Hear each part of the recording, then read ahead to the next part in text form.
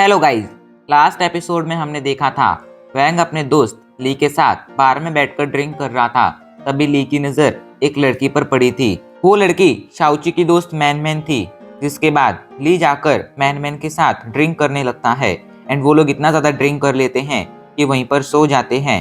And finally वैंग को man man की friend को वहां पर बुलाना पड़ता है, जो ऑब्वियसली शाओची थी।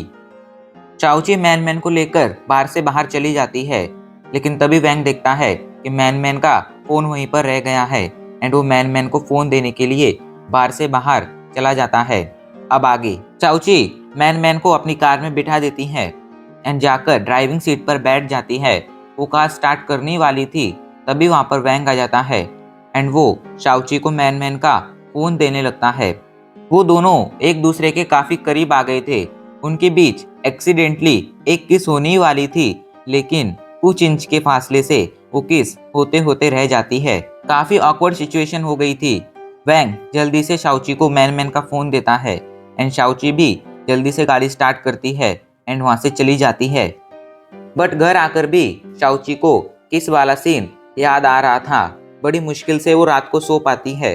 अगले दिन शाओची वैंग के ऑफिस में जाती है, बट दोनों को ही कल की बातें याद आ रही थी। कल का वो किस वाला सीन याद आ रहा था, इसलिए 2 से 3 घंटे बीत जाते हैं, पर दोनों एक दूसरे से कोई बात नहीं करते हैं। फाइनली शाओची को ही आगे आना पड़ता है। वो कहती है, कल रात को जो भी हुआ वो बस एक एक्सीडेंट था, हमें उसे भूल जाना चाहिए।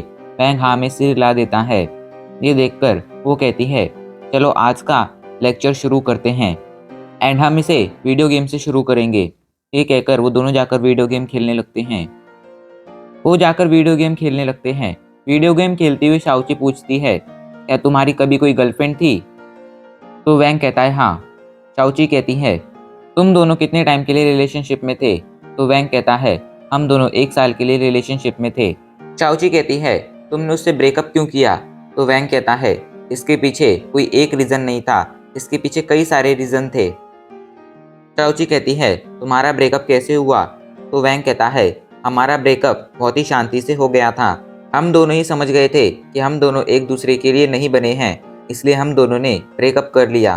सारी कहानी जानकर शाओची मन ही मन कहती है, इस लड़के को लड़कियों में इंटरेस्ट दिलाना आसान नहीं होगा।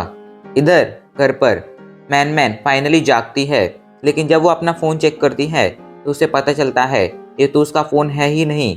फिर वो अपने फ़ोन पर कॉल करती है एंड उसे पता चलता है कि उसका फ़ोन तो उसी लड़के के पास है जिसके साथ बैठकर वो कल रात को ड्रिंक कर रही थी। एंड फिर वो ली से बातें करने लगती है। बातें करने के बाद वो लोग एक जगह पर मिलने का डिसाइड करते हैं। इधर शाओची वैंग को एक गार्डन में लेकर आती है ताकि वो उसे रिलेशनशिप के बारे में और डिटेल में समझा सके। शाओची कहती है, ह्यूमन बॉडी लैंग्वेज किसी भी पर्सन के दिमाग में क्या चल रहा है ये बता सकती है।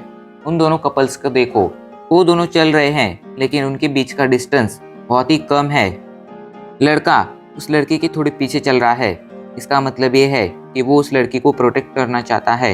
वहीं जब भी वो लड़का उस लड़की की आंखों में देखता है, वो लड़की अपना सिर नीचे झुका लेती है। मतलब वो लड़की थोड़ी शाय है।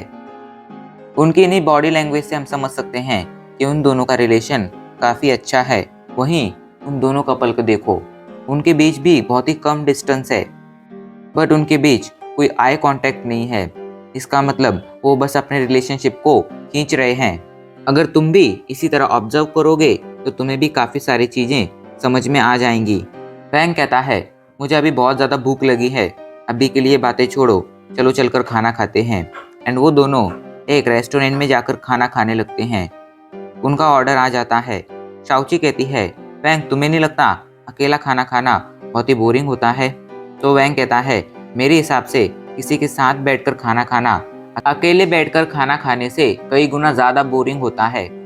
शाओची समझ गई थी इसके मन में फीलिंग्स जगाना बहुत ही मुश्किल होने वाला है, इसलिए उसे समझाते हुए कहती है, देखो वैंग, हम दूसरे लोगों से काफ़ी सारी चीज़ें सीख सकते हैं, बस हमें ऑब्जर्वेशन करने की ज़रूरत है।